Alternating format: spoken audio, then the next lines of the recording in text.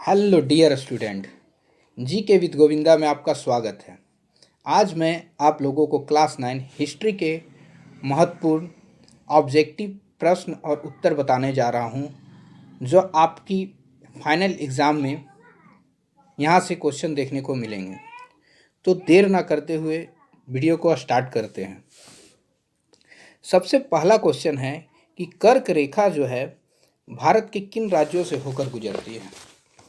तो कर्क रेखा गुजरात, राजस्थान, मध्य प्रदेश, छत्तीसगढ़, झारखंड, पश्चिम बंगाल, त्रिपुरा और मिजोरम से होकर गुजरती है। पहले आप ये देखिए कि गुजरात, ठीक है, गुजरात, राजस्थान, मध्य प्रदेश, छत्तीसगढ़, झारखंड, पश्चिम बंगाल, त्रिपुरा, मिजोरम, और ये आपको बीच में लाइन दिखाई दे रहा होगा, ये कर्क रेखा है। तो कर्क रेखा भारत के बीचों बीच से होकर गुजरती है, ठीक है। इसके लिए मैंने एक ट्रिक भी बनाया है जो आपको कर्क रेखा याद करने में मदद करेगा। ट्रिक है मित्र पर गमछा झाड़, है ना। एक मित्र है, उस पर गमछा झाड़ने की बात किया जा रहा है।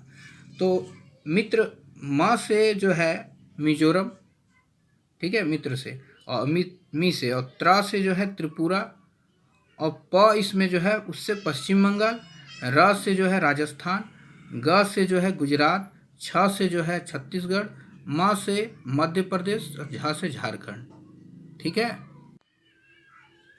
सेकेंड नंबर क्वेश्चन है कि क्षेत्रफल की दृष्टि से भारत का विश्व में स्थान क्या है। तो भारत का विश्व में 7th रैंक है, 7वें स्थान पर भारत आता है।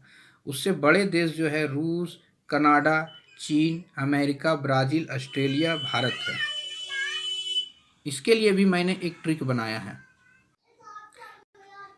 ट्रिक इस प्रकार है, रुक चीन अब आया भारत, रुक चीन अब आया भारत, ठीक है।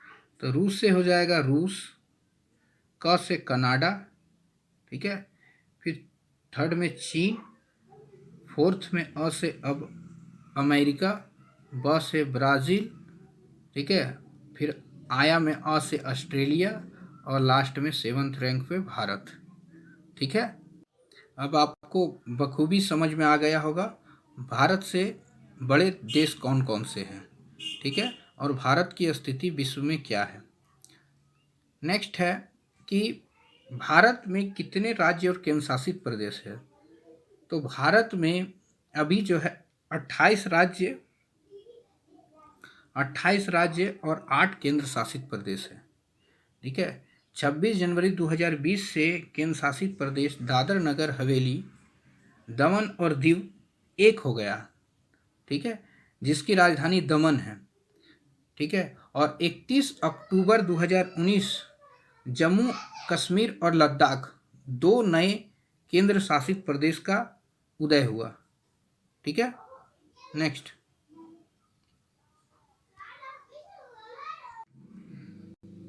भारत और श्रीलंका को अलग करने वाली जल संधि का नाम, भारत और श्रीलंका को अलग करने वाली जल संधि का नाम है पाक जल संधि। इसके बाद जो है अगर कोई रेखा का नाम दे कि भारत और पाकिस्तान को अलग करने वाली रेखा का नाम क्या है, तो वो रेड क्लिफ रेखा है। भारत और अफगानिस्तान को अलग करने वाली रेखा का नाम डुरंड रेखा है। और यहीं पर अगर भारत और चीन को अलग करने वाली रेखा का नाम है तो वो मैकमोहन रेखा है, ठीक है। भारत की सबसे लंबी तट रेखा वाला राज्य कौन सा है। तो भारत की सबसे लंबी तट रेखा वाला राज्य जो है वो गुजरात है, ठीक है। यानी समुद्र जो है गुजरात से ज़्यादा लगता है, भारत के राज्यों से समुद्र की जो है गुजरात से ज़्यादा लगता है। भारत विश्व के कुल भौगोलिक क्षेत्रफल का 2.4% है। यानी विश्व में जो स्थिति है अगर 100% है तो भारत जो है वो 2.4% है, भारत 2.4% है। नेक्स्ट, भारतीय मानक समय GMT टाइम से कितने घंटे आगे या पीछे है। तो 5.5 घंटा, 5.5 घंटा, ठीक है। भारत भौगोलिक दृष्टि से किस गोलार्ध में स्थित है? तो भारत जो है उत्तरी गोलार्ध में स्थित है। ठीक है। मेरे मित्र एक देश के निवासी, जिस देश की सीमा भारत के साथ नहीं लगती वह कौन सा देश है? तो ऑप्शन में कुछ भी दे सकता है, बशर्ते कौन कौन से देश भारत से लगते हैं या जुड़ते हैं वो देखना जरूरी होगा। तो पाकिस्तान, नेपाल, भूटान, अफगानिस्तान, म्यांमार, चीन, बांग्लादेश मुख्य भूमि से जुड़े हैं। बाकी श्रीलंका और मालदीव जो है इसमें भारत के साथ नहीं जुड़े हुए या भारत के पड़ोसी देश नहीं हैं। चलिए आपको मानचित्र के मदद से समझाने का प्रयास करता हूँ। स्थिति देखिए, भारत के पड़ोसी देश, भारत के पड़ोसी देशों में आपको यहाँ पर पाकिस्तान जो है गुजरात से सटा हुआ मिल जाएगा, राजस्थान से, ठीक है, जम्मू एंड कश्मीर से सटा हुआ है, ठीक है। इसके अलावा अफगानिस्तान आपको देखिए इस क्षेत्र में जम्मू और कश्मीर से सीमा बनाता है, ठीक है। वहीं चीन से सीमा कौन बना रहा है? भारत चीन से बना रहा है, ठीक है। फिर नेपाल बना रहा है, भूटान बना रहा है, इसके अलावा बांग्लादेश बना रहा है और म्यांमार बना रहा है। ये सब थल से बना रहा है, अर्थात स्थल से सीमा बना रहा है। वहीं श्रीलंका और इधर मालदीव है, इस स्थान पे लक्षद्वीप है।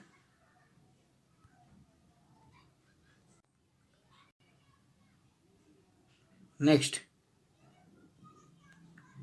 ग्रीष्मावकाश में यदि आप कवरत्ती जाना चाहते हैं तो किस केंद्र शासित प्रदेश में जाएंगे? लक्षद्वीप में जाएंगे, ठीक है। लक्षद्वीप आपको मैंने दिखा दिया कहाँ पर है लक्षद्वीप, ठीक है। और लक्षद्वीप की राजधानी जो है कवरत्ती है। भारत का कौन सा राज्य तीन तरफ से बांग्लादेश से घिरा है? तो भारत का जो है त्रिपुरा जो है भारत का ऐसा राज्य है जो बांग्लादेश से तीनों ओर से घिरा हुआ है। त्रिपुरा जो है बांग्लादेश, यहाँ पर इस क्षेत्र में बांग्लादेश है, आपको यहाँ दिख रहा होगा बांग्लादेश इस क्षेत्र में है, ठीक है। और त्रिपुरा ये छोटा सा जो है ये त्रिपुरा है, ये तीनों ओर से बांग्लादेश से घिरा हुआ है। नेक्स्ट, भारत की स्थलीय सीमा रेखा कितनी है? तो भारत की जो स्थलीय सीमा रेखा है वो 15,200 किलोमीटर टोटल जो है 7 देशों से लगती है। 7 देशों से 15,200 किलोमीटर की सीमा लगती है। भारत के सबसे दक्षिणी बिंदु का क्या नाम है? तो सबसे दक्षिणी बिंदु का नाम है इंदिरा पॉइंट, जो अंडमान निकोबार द्वीप में पड़ता है, ठीक है। अगर आपको उत्तरतम बिंदु दे दे तो इंदिरा कॉल होगा, जो लद्दाख में पड़ता है, इंदिरा कॉल, ठीक है। और आपको अगर मुख्य भूमि का है ना दक्षिणतम बिंदु दे दे तो आपको बताना है कैप कैमोरिन, ठीक है। इसके अलावा अगर आपको पूर्वी बिंदु दे दे तो किबुथु अरुणाचल प्रदेश में पड़ता है। और मुख्य बिंदु का दक्षिणतम बिंदु कन्याकुमारी, वही कैप कैमोरिन, ठीक है। नेक्स्ट, देखिए आपको मैप में देखने को मिल रहा होगा इंदिरा पॉइंट। इंदिरा पॉइंट की स्थिति कुछ इस जगह पर है। इंदिरा पॉइंट देखिए अंडमान निकोबार, और ये आपको कन्याकुमारी लास्ट बिंदु, ठीक है, कैप कैमोरिन जिसको कहते हैं। और यहाँ आपको इस क्षेत्र में अरुणाचल प्रदेश के पास किबुथु दिख रहा होगा, किबुथु देखिए, ठीक है। उसके बाद आपको पश्चिम साइड में गौरमोता गुजरात में दिख रहा होगा, ठीक है। और उत्तर साइड में आपको इंदिरा कॉल दिख रहा होगा, इंदिरा कॉल, ठीक है। नेक्स्ट, एक स्थलीय भाग जो समुद्र से घिरा हो क्या कहलाता है? एक स्थलीय भाग समुद्र से घिरा प्रायद्वीप कहलाता है। गोवा के दक्षिण में स्थित पश्चिमी तटीय पट्टी का नाम कोंकण है, ठीक है। विश्व में सबसे अधिक वर्षा वाला स्थान मासिनराम मेघालय है। विश्व में सबसे अधिक वर्षा होता है मेघालय राज्य में है, मासिनराम। संसार का सबसे ऊंचा शिखर माउंट एवरेस्ट है, जिसकी ऊंचाई 8,848 मीटर है। ठीक है। विस्तृत ऊपर उठा हुआ भूभाग जिसके ऊपर के भाग अपेक्षाकृत समतल होते हैं क्या कहलाते हैं? पठार। आपको अगर झारखंड का सबसे ऊंचा पहाड़ पूछ ले तो आपको बताना है पारसनाथ। ठीक है, जो गिरिडीह जिले में पड़ता है। भारत में हिमालय की सर्वाधिक ऊंची श्रृंखला कंचनजंगा है। भारत में जो सबसे ऊंची श्रृंखला है तो वो कंचनजंगा है। दो नदियों के बीच का क्षेत्रफल दोआब कहलाता है। दो नदियों के बीच उपजाऊ क्षेत्र होता है और इसको दोआब के नाम से जाना जाता है। ठीक है, दोआब। नेक्स्ट, भारत का कौन सा स्थान 3 सागरों के मिलन स्थल पर स्थित है? तो 3 सागरों के मिलन स्थल पर है कन्याकुमारी। ठीक है। भारत के पूर्वी भाग में म्यांमार की सीमा का निर्धारण करने वाले पर्वतों को संयुक्त रूप से पूर्वांचल के नाम से जाना जाता है, जिसमें मीजो और नागा पर्वत शामिल हैं। ठीक है। नीलगिरी की सबसे ऊंची चोटी कौन सी है? नीलगिरी की सबसे ऊंची डोडा बेटा है। ठीक है। नामचा बरवा जो है भारत में स्थित है। आज के एशिया, ऑस्ट्रेलिया, अफ्रीका और दक्षिण अमेरिका सभी गोंडवाना लैंड के भाग थे। नेक्स्ट, अंडमान एवं निकोबार द्वीप समूह पर स्थित ज्वालामुखी द्वीप का नाम बैरन द्वीप है। ठीक है, बैरन द्वीप। नई जलोढ़ मिट्टी को क्या कहते हैं? नई जलोढ़ मिट्टी को खादर कहते हैं। खारे पानी की सबसे बड़ी जो झील है वो चिल्का झील जो उड़ीसा में है। ठीक है। डल झील और वुलर झील जम्मू एंड कश्मीर में है। ठीक है। इसके अलावा जम्मू और कश्मीर में आपको पैंगोंग त्सो देखने को मिल जाएगा।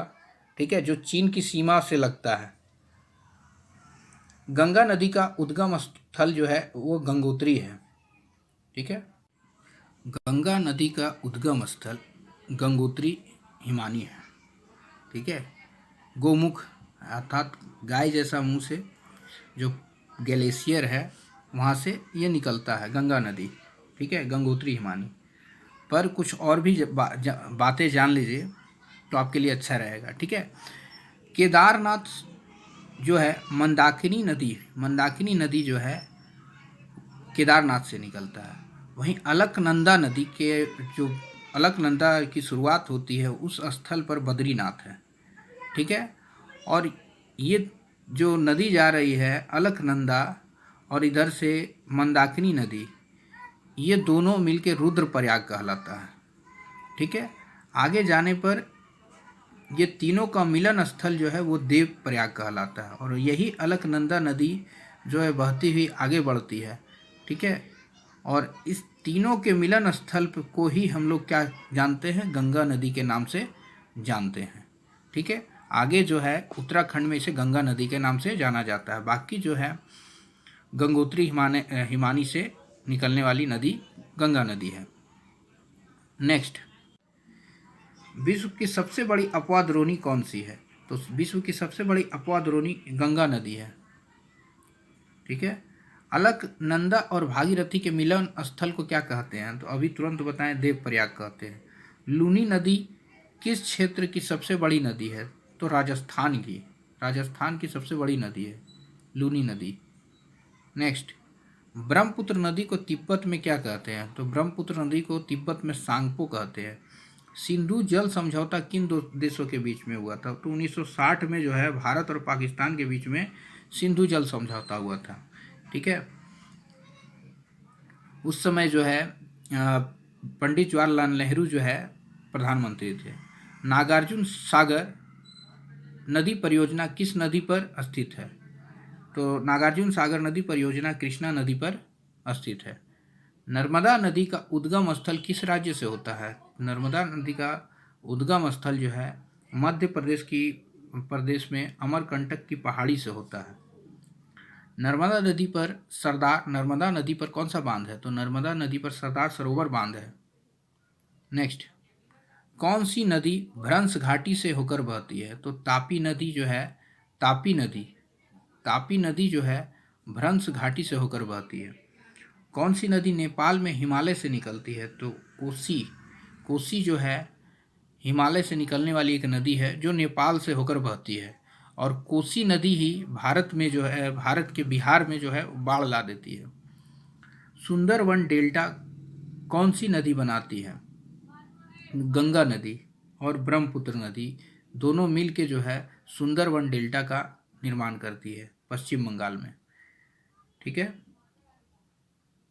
यानी ब्रह्मपुत्र नदी इसमें इंपॉर्टेंट है। पृथ्वी पर कितना प्रतिशत भाग जो है पानी से ढका हुआ है? 71% भाग जो है पानी से ढका हुआ है। भारत का सबसे बड़ा जलप्रपात कौन सा है? जोग गुरसोप्पा जो है भारत का सबसे बड़ा जलप्रपात है जो शरावती नदी पर स्थित है। संसार का सबसे बड़े डेल्टा का नाम बताना है। तो संसार के सबसे बड़े डेल्टा का नाम है सुंदरवन डेल्टा। डेल्टा जो है नदी गुजर रही है और बीच में अगर पत्थर है और बीच बीच से पानी निकल रहा है तो बीच की जो ज़मीन है यहाँ ज़मीन बन जाती है, दलदली भूमि, इसी को डेल्टा कहा जाता है। ठीक है, नेक्स्ट, बांग्लादेश में गंगा नदी को किस नाम से जाना जाता है? तो बांग्लादेश में गंगा नदी को पद्मा के नाम से जाना जाता है, पद्मा के नाम से। ठीक है, नेक्स्ट, भारत के मध्य से गुजरने वाली रेखा का क्या नाम है? भारत के मध्य से गुजरने वाली रेखा का नाम कर्क रेखा है। भारत की जलवायु किस प्रकार की है? भारत की जलवायु उष्णकटिबंधीय प्रकार की जलवायु है, उष्णकटिबंधीय। ठीक है, मानसून का आगमन कब से प्रारंभ होता है? तो मानसून जो है जून से प्रारंभ होता है। ठीक है, ग्रीष्म ऋतु में उत्तरी मैदानों में बहने वाली पवन को लू कहते हैं। ठीक है, लू। नेक्स्ट है, किन पवनों के कारण मालाबार तट पर वर्षा होती है? दक्षिण पश्चिम मानसून के कारण मालाबार तट पे वर्षा होती है। बहुत इंपॉर्टेंट क्वेश्चन है। एल नीनो क्या है? तो एल नीनो गर्म जल धारा का नाम एल नीनो है। नेक्स्ट, तमिलनाडु के तट पर किस ऋतु में भी वर्षा होती है? तो तमिलनाडु के तट पर जो है शीत ऋतु में भी बारिश हो जाती है। ठीक है, भारत में शीत ऋतु में स्थल से समुद्र की ओर बहने वाली पवनों को उत्तरी पूर्वी व्यापारिक पवनें कहते हैं। केरल और कर्नाटक के तट पर मानसून से पूर्व होने वाले वर्षा को क्या कहते हैं? आम्र वर्षा कहते हैं। अचानक से बारिश करा देना आम्र वर्षा कहलाता है। काल बैसाखी का संबंध पश्चिम बंगाल से है। पतझड़ आंधी के साथ आने वाली बारिश काल बैसाखी कहलाती है।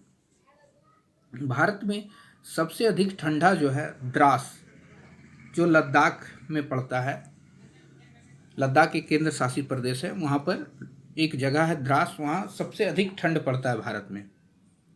भारत में किस राज्य में सबसे कम वर्षा होती है? राजस्थान में सबसे कम वर्षा होती है। क्षेत्रफल की दृष्टि से सबसे अधिक वन क्षेत्र जो है वो मध्य प्रदेश में है। ठीक है, मध्य प्रदेश में है, नागालैंड में नहीं आएगा। ठीक है, मध्य प्रदेश में है। एशियाई शेरों का प्राकृतिक स्थल जो है वो गिर राष्ट्रीय उद्यान गुजरात है। सिमलीपाल जीव मंडल निचय कौन से राज्य में है? सिमलीपाल जो जीव मंडल निचय है उड़ीसा में है। रबड़ का संबंध किस प्रकार की वनस्पति से है? तो रबड़ जो है उष्णकटिबंधीय वर्षा वन में पाए जाते हैं, और रबड़ जो है केरल में सबसे अधिक रबड़ के पेड़ है भारत में। कटीले वन कहाँ पाए जाते हैं? कटीले वन छत्तीसगढ़, गुजरात, मध्य प्रदेश, राजस्थान इत्यादि स्थानों पर पाए जाते हैं। Jim Corbett national park Uttarakhand में है। इसका जो नया नाम है वो रामगंगा नेशनल पार्क है। ठीक है, रामगंगा नेशनल पार्क। और जिम कॉर्बेट की स्थापना जो हुई है वो 1936 में हुई है, 1936 में। ठीक है। नेक्स्ट, कटीले वन, ये बता चुके हैं, जिम कॉर्बेट हो गया है। पेरियार राष्ट्रीय उद्यान कहाँ स्थित है? तो पेरियार राष्ट्रीय उद्यान केरल में है, केरल में। ठीक है। जनसंख्या में बच्चों का एक बहुत बड़ा अनुपात निम्नांकित में से किसका परिणाम है? उच्च जन्म दर, उच्च जन्म दर। ठीक है। 2011 की जनगणना के अनुसार कौन सा राज्य सबसे अधिक जनसंख्या वाला राज्य? उत्तर प्रदेश जनसंख्या के मामले में सबसे अधिक है भारत में, और राजस्थान क्षेत्रफल के मामले में सबसे अधिक है। ठीक है। भारत में किस वर्ष वन्य जीव संरक्षण अधिनियम लागू हुआ था? वन्य जीव संरक्षण अधिनियम 1972 में लागू हुआ। किस वर्ष यूनेस्को द्वारा जीव मंडल संरक्षण प्रोग्राम आरंभ किया गया था? तो 1971 में। किस राज्य की साक्षरता दर सबसे अधिक है? केरल राज्य की साक्षरता दर सबसे अधिक है। और केंद्र शासित प्रदेश का बात किया जाए तो लक्षद्वीप। ठीक है। मार्च 2011 तक भारत की जनसंख्या कितनी थी? तो 12,106 लाख। भारत में सबसे कम जनसंख्या वाला राज्य कौन सा है? तो भारत में सबसे कम जनसंख्या वाला राज्य सिक्किम है। राष्ट्रीय जनसंख्या नीति कब बनी थी? राष्ट्रीय जनसंख्या नीति 2000 में बनी थी। विश्व में जनसंख्या की दृष्टि से प्रथम स्थान पर चीन है और भारत का नंबर दूसरा पे आता है। भारत की स्थिति दूसरे नंबर पे है। केरल राज्य का लिंग अनुपात 1000 पुरुषों पर 1058 महिला है, यानी केरल राज्य में सबसे अच्छा लिंग अनुपात है। ठीक है। और इसका अगर समझ में नहीं आया तो फिर से मैं बता दूं कि विश्व में जनसंख्या की दृष्टि में, यानी जनसंख्या सबसे अधिक जो है वो चीन का है, और भारत की जनसंख्या का अनुपात जो है दूसरे नंबर पर है। 2011 जनगणना के अनुसार देश की साक्षरता दर 73% है। प्रति 1000 पर मृत्यु संख्या को मृत्यु दर कहते हैं। नेक्स्ट, किशोरावस्था किस आयु को कहते हैं? तो किशोरावस्था जो है वो आपका 10 से 19 वर्ष की आयु को कहते हैं। 10 से 19 वर्ष की आयु। ठीक है। 10 से 19 वर्ष। ठीक है। अगर वीडियो अच्छा लगा हो तो लाइक करें और सब्सक्राइब करें। Thank you.